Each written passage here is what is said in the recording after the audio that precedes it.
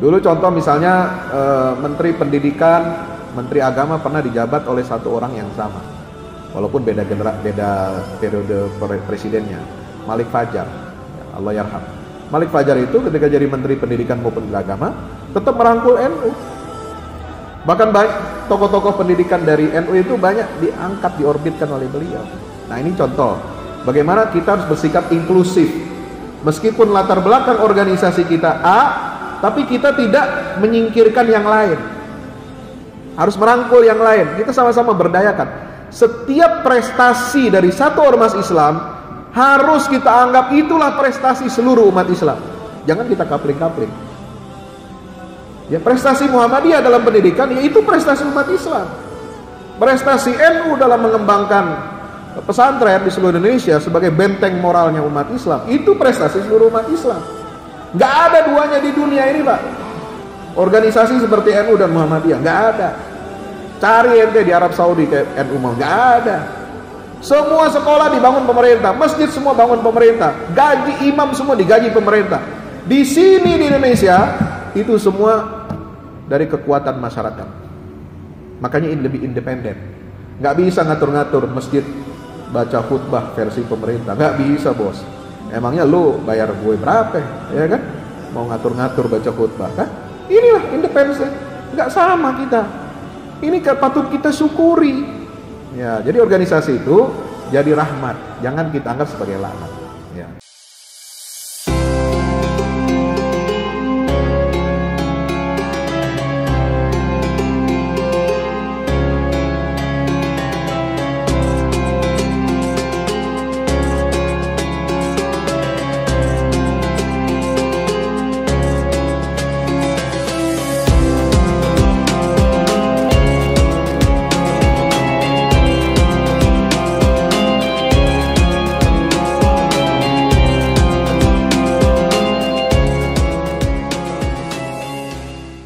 Bapak Ibu yang dirahmati Allah Subhanahu wa taala, yang pertama ya, itu pertanyaan tentang apa tadi?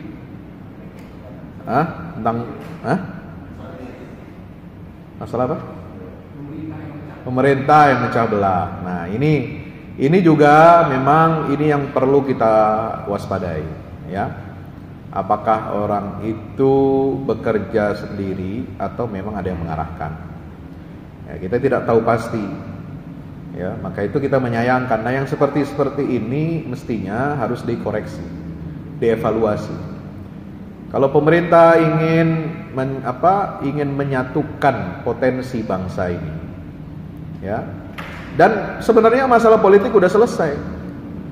Lawang rivalnya dalam pilpres sudah jadi menteri semua. Ya, udah satu gerbong semua, terus mau diapain? Mau terus dilanggengkan perpecahan ini? Jangan.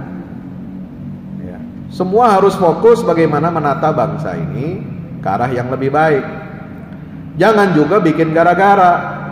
Nah, pimpinannya udah merangkul, ini anak bawahnya ini, yang cheerleadersnya ini, ya, sorak-sorainya, tim penggembiranya, ini bikin masalah terus.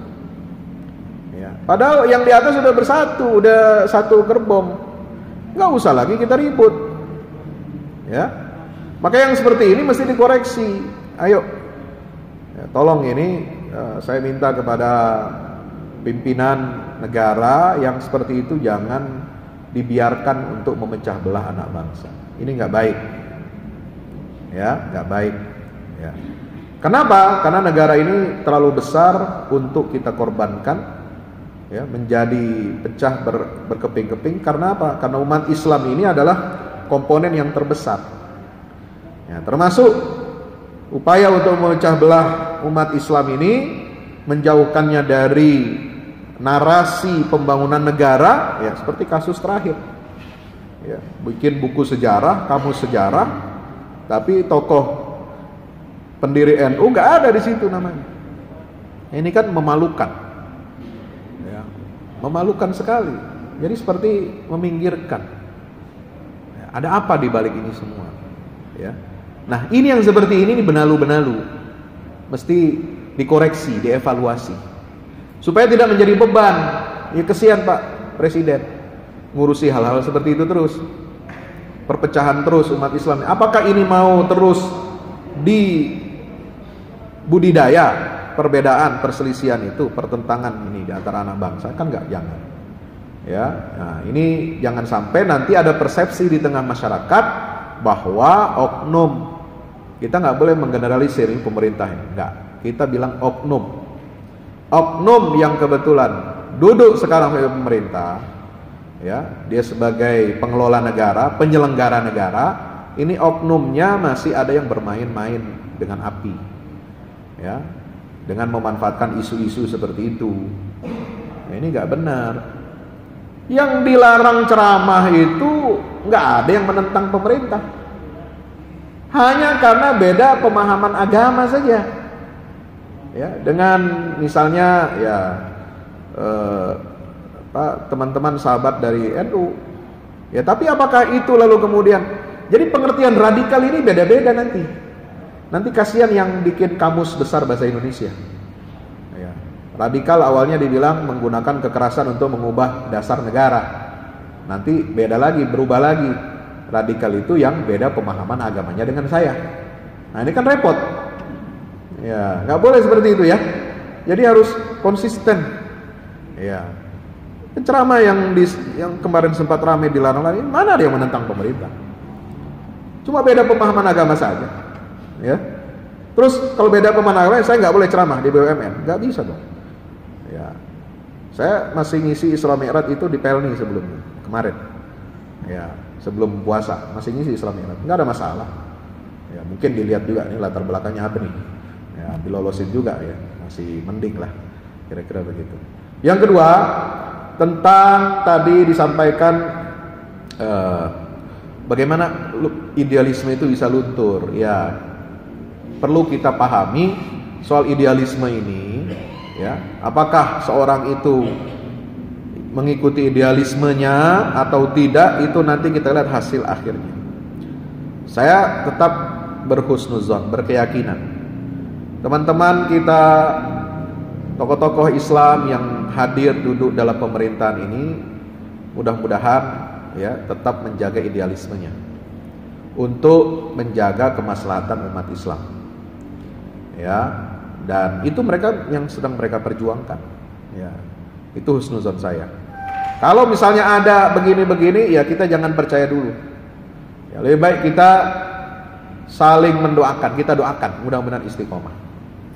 Daripada terus kita memendam curiga, lalu kemudian suudzon, ya, berburuk sangka, ya, itu tidak akan memperbaiki keadaan. Ya, lebih baik kita berdoa, ya, sekaligus juga kita kalau bisa memberikan masukan, nasihat, itu lebih bagus untuk bagaimana kita sama-sama memperbaiki kondisi ini. Ya, intinya positive thinking. Positive thinking itu yang akan kita melahirkan persatuan. Nah, kalau persatuan itu hadir, insya Allah kita semua dapat ya lebih baik untuk mengendalikan diri kita. Nah, yang ketiga, lahirnya organisasi itu sebenarnya bukan hal yang dilarang, bukan hal yang tabu. Itu dalam konteks fastabiqul khairat. Coba kalau semua negara ini nggak ada organisasi Islam, kedodoran Pak pemerintah untuk ngurusi ratusan juta rakyat Indonesia ini, nggak bisa sendirian. Maka perlu ada organisasi-organisasi masyarakat, ormas, ya, pendidikan dibangun, rumah sakit dibangun, ini dibangun, luar biasa. Ya, NU juga sekarang ada rumah sakitnya, Muhammadiyah udah lama rumah sakit. Ada pendidikan dari SD sampai perguruan tinggi, alhamdulillah. NU juga punya lembaga ma'arif, ya, punya sekolah-sekolah sampai ke desa-desa, itu luar biasa. Terutama di Jawa Timur, Jawa Tengah, ya. Nah ini patut kita syukuri, itu dalam upaya mencerdaskan kehidupan berbangsa. Coba kalau nggak ada ormas Islam Pak, ya kita jadi sekuler. Karena sekolah umum, ya, itu dulu mengikuti pola pendidikan Belanda, sekuler, ya, dikotomi antara ilmu agama dan ilmu umum. Coba lihat Apa yang dilakukan oleh Kiai Ahmad Dahlan, lalu Kiai Wahid Hasyim itu mereformasi pendidikan di NU itu supaya apa? Integrasi pendidikan agama dan dunia itu terjadi. Ya. Nah, ini harus kita lihat sebagai rahmat, jangan dilihat sebagai laknat. Nah, kalau ada perbedaan-perbedaan itu ya kita wajar saja ya. Jangan kita anggap oh kalau begitu organisasi ini lebih baik nggak usah lah dibubarkan, nggak juga. Ya. Yang nggak baik itu sudah tidak bergerak, tidak berdakwah, tidak amar ma'ruf nahi mungkar, ya, lalu kemudian menyalahkan yang lain. Ya.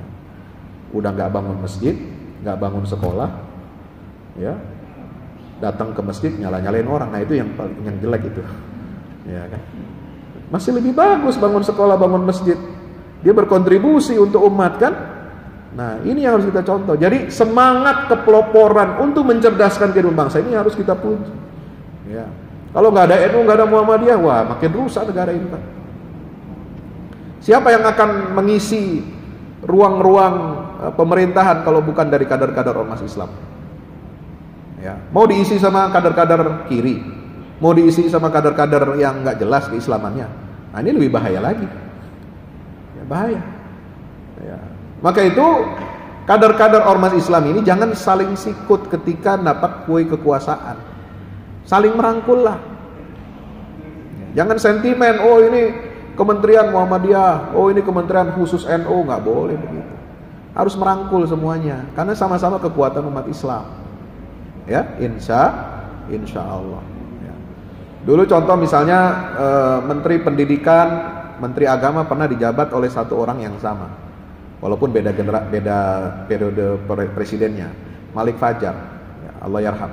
Malik Fajar itu ketika jadi Menteri Pendidikan maupun Agama tetap merangkul NU. Bahkan banyak tokoh-tokoh pendidikan dari NU itu banyak diangkat, diorbitkan oleh beliau. Nah ini contoh bagaimana kita harus bersikap inklusif. Meskipun latar belakang organisasi kita A, tapi kita tidak menyingkirkan yang lain. Harus merangkul yang lain. Kita sama-sama berdayakan. Setiap prestasi dari satu ormas Islam harus kita anggap itulah prestasi seluruh umat Islam. Jangan kita kapling-kapling. Ya, prestasi Muhammadiyah dalam pendidikan ya itu prestasi umat Islam. Prestasi NU dalam mengembangkan pesantren di seluruh Indonesia sebagai benteng moralnya umat Islam, itu prestasi seluruh umat Islam. Nggak ada duanya di dunia ini Pak. Organisasi seperti NU dan Muhammadiyah nggak ada. Cari ente di Arab Saudi kayak NU mau, nggak ada. Semua sekolah dibangun pemerintah, masjid semua bangun pemerintah, gaji imam semua digaji pemerintah. Di sini di Indonesia itu semua dari kekuatan masyarakat. Makanya ini lebih independen. Nggak bisa ngatur-ngatur masjid baca khutbah versi pemerintah, nggak bisa bos. Emangnya lu bayar gue berapa, ya kan? Mau ngatur-ngatur baca khutbah kan? Inilah independen. Nggak sama kita. Ini patut kita syukuri. Ya, jadi organisasi itu jadi rahmat, jangan kita anggap sebagai laknat. Ya. Kemudian yang itu masalah apa itu tadi Wahabi ya. Masalah Wahabi ini perlu didudukkan masalahnya. Ya memang ada perbedaan itu. Ya Muhammad bin Abdul Wahab, kemudian dia ngambil dari ajarannya Ibnu Taimiyah. Ibnu Taimiyah dia punya manhaj tersendiri. Ya itu nggak masalah. Ya semua ulama mengakui keilmuannya Ibnu Taimiyah. Ya hanya kadang-kadang orang-orang yang terlalu fanatik ini lalu kemudian pada periode akhir ini banyak yang mengkafirkan ataupun di zaman dulu ya ada yang sejaman dengan beliau itu menyesatkan Ibnu Taimiyah. Kenapa? Ya mungkin karena kontestasi, ada persaingan ya. Itu wajar, ulama itu begitu Pak. Zaman dulu juga ada. Tapi kita tetap husnuzon. Kenapa ulama dulu mengatakan ini sesat, ini tidak, ini begini ini. Ulama yang lain memuji, yang lain mencela. Itulah kekayaan khazanah Islam. Ya, kalau saya melihatnya begitu. Ya, selama dia memperjuangkan tegaknya dinul Islam, selama dia dakwah amar ma'ruf nahi mungkar, selama dia tidak keluar dari Al-Qur'an, sunnah, ijma', qiyas, ya, dan menghormati seluruh perbedaan-perbedaan aliran mazhab, kita sering mencela orang atau kelompok itu karena kita belum baca apa yang diajarkan. Ya, kalaupun sudah baca mungkin pemahamannya yang belum sampai. Bisa jadi seperti itu. Nah, kita harus husnuzon, harus sama-sama, sebab semua ini berkontribusi, baik yang tradisionalis maupun yang modernis, ini sama-sama membangun Indonesia. Ya, sama-sama membangun Indonesia. Ulama yang tradisionalis menentang penjajah, yang modernis juga menentang penjajah. Ulama tradisionalis menentang sekularisme, yang modernis juga sama menentang sekularisme. Walaupun partainya berbeda, dulu ada partai Masyumi, ada partai NU tahun 55, ya, dianggap ini melemahkan, enggak juga, bukan melemahkan kekuatan Islam.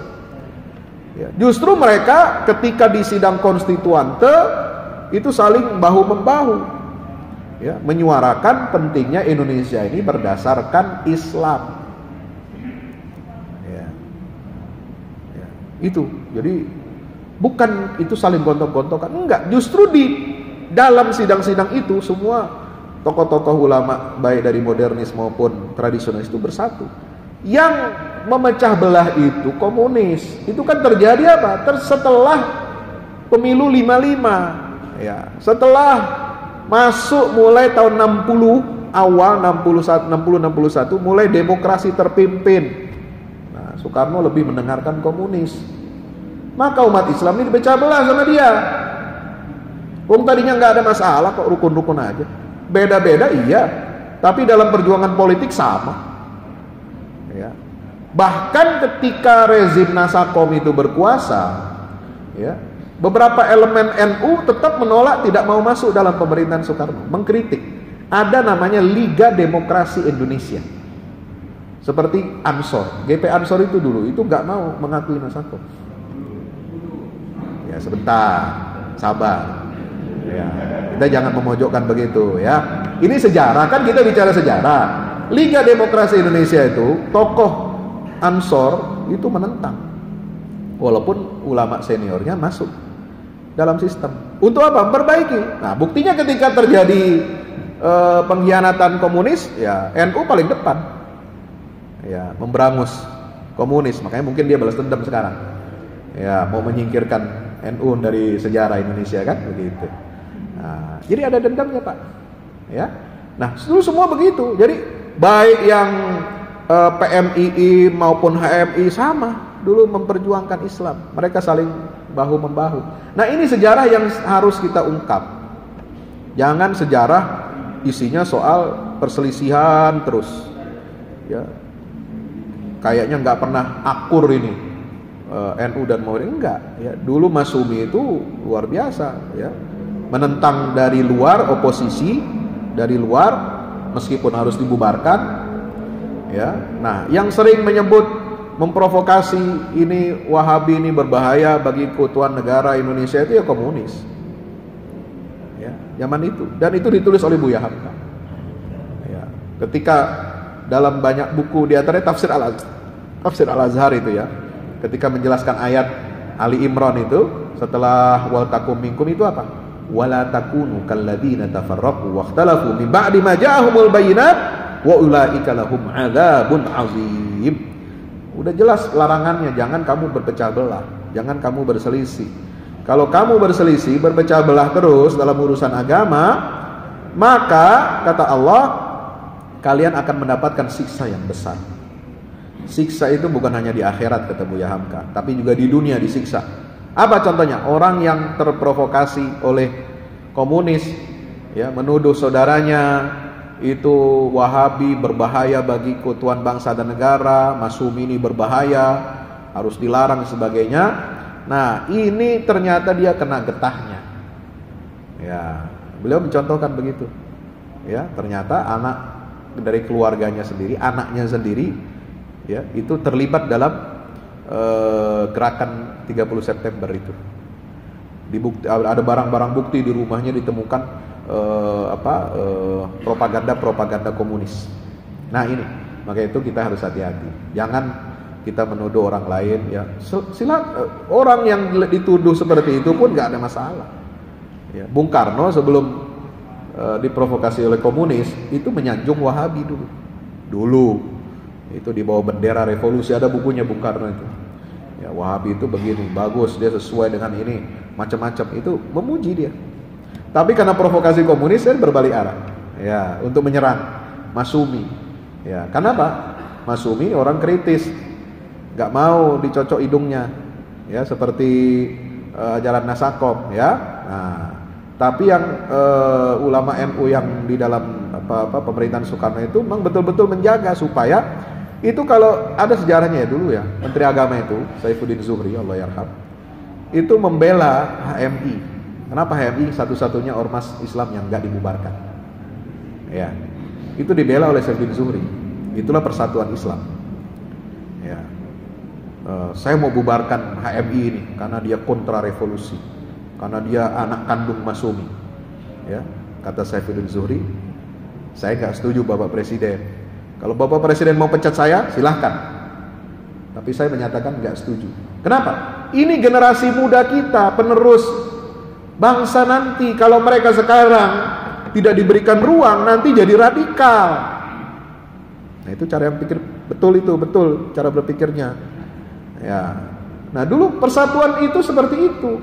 Jadi nggak malah mendorong pemerintah untuk membubarkan organisasi lain. Ya. Itu contohnya, HMI itu nggak dibubarkan karena dibela oleh Menteri Agama. Saya siap dipecat oleh Bapak Presiden hari ini juga. Tapi saya nggak tanggung jawab nanti kalau ini anak-anak HMI ini nanti semakin radikal dan akan berbahaya bagi NKRI. Akhirnya nggak jadi dibubarkan. Ya, yang bubar itu apa? PII, Masyumi, ya, HMI enggak.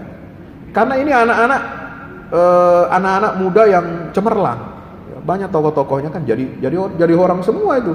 Zaman Orde Baru semua rata-rata dari HMI, pejabat-pejabat itu. Nah, itulah cara bagaimana kita tokoh Islam ini harus memandang perbedaan. Ya, jangan malah justru kita mendorong-dorong untuk membubarkan organisasi lain. Itu kurang baik. Ya, Bapak yang dirahmati Allah, yang terakhir tadi tentang apa? Bapak ini tentang peta itu, ya. Beliau itu orang alim, orang pintar, orang pandai, ya. Saya kira tahulah ayat-ayat hadis-hadis Nabi SAW, hafal luar kepala. Jadi barangkali itu untuk menguatkan soliditas kelompok. Ya, selama itu disampaikan secara internal nggak masalah. Saya bilang nggak masalah. Anda mau orang Muhammadiyah bilang kita yang paling benar, nggak masalah. Orang NU bilang saya yang paling benar, nggak masalah. Sama seperti orang Islam. Orang Islam yakin Islam paling benar. Inna dina indallahil Islam. Di luar Islam sesat, kafir, masuk neraka. Boleh nggak? Boleh. Ya. Karena keyakinan itu perlu. Ya. Harus diyakini itu, amalan itu. Akidah termasuk amalan kita dalam fikih sehari-hari, meyakini itu yang paling benar, boleh. Yang nggak boleh menyalahkan yang lain. Nah, itu prinsipnya. Jadi kalau ada kalimat itu, nah yang saya sayangkan kalimat terakhir. Ya, boleh bilang kelompok kami, organisasi kami yang paling benar. Tapi kalau ada kata-kata yang lain salah semua, itu jangan. Ini nggak etis, nggak bagus. Itu tidak mendidik. Mohon maaf, ya, tidak mendidik. Umat ini harus dicerdaskan, umat ini harus bagus, saling tawasau bil haq, tawasau bis sabar. Kita bersatu karena Allah, berpisah juga karena Allah. Itu yang diajarkan oleh Rasulullah SAW. Demikian, wallahu a'lam bishawab. Wassalamualaikum warahmatullahi wabarakatuh. Terima kasih kepada pemateri yang sudah memberikan edukasi serta pencerahan kepada kita semua. Yang terakhir adalah kesimpulan dari kajian pagi hari ini adalah perbedaan itu wajar, jangan saling memojokkan.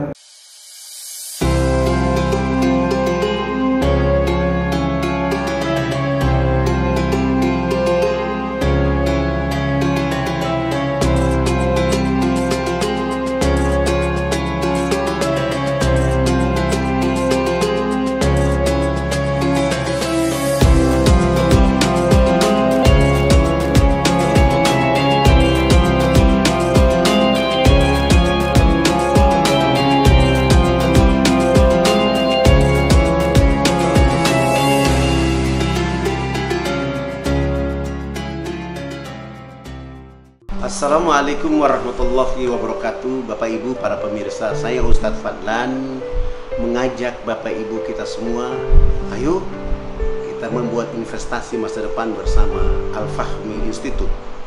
Gedung ini sedang dibangun, membutuhkan segala dukungan dari kita semua. Maka itu saya mengajak Bapak Ibu semua, hari-hari dengan kebaikan, hari-hari dengan berinfak, hari-hari dengan bersedekah, hari-hari dengan berwakaf. Dan sangat tepat Bapak Ibu memilih wakaf bersama Al-Fahmi Institute untuk generasi Quran akan datang. Rekeningnya ada di BCA, Muamalat, dan BSM. Ada di bawah sini. Ayo, dengan Al-Fahmi Institute kita mencerdaskan umat dengan Al-Quran untuk Indonesia lebih baik. Wassalamualaikum warahmatullahi wabarakatuh.